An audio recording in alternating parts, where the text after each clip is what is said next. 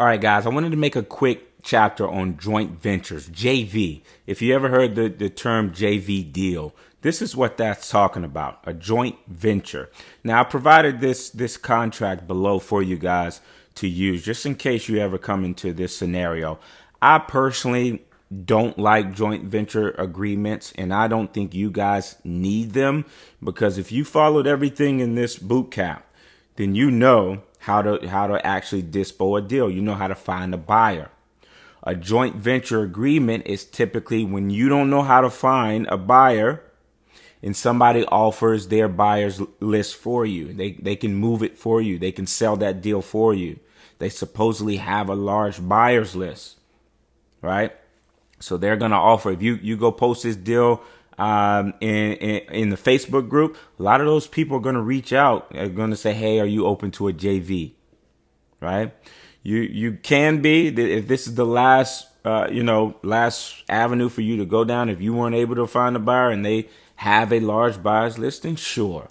And that's why I wanted to provide you with this actual contract here, which is a joint venture agreement. It's extremely simple.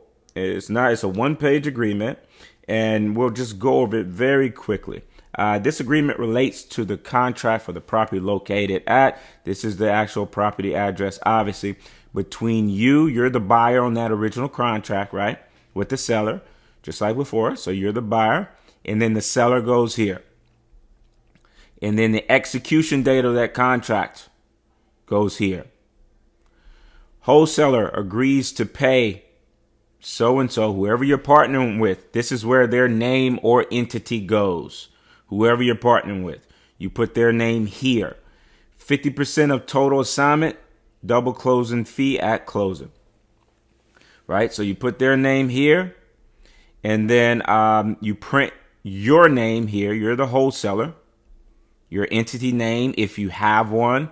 If you don't have one, you can leave this blank or put NA, and then sign and date it. And that's all the attorney needs. That's all the title company needs. They just need an agreement that says you agree to pay 50% of your assignment to your JV partner, right?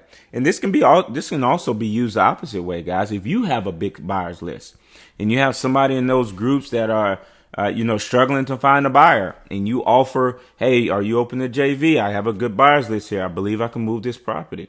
Right? You can present this contract to them, so you officially have a contract for them as well. You would just switch everything around. They are now the wholesaler, right? They print their name here, sign, and then you go right here. So they're agreeing to pay you 50% of the total assignment.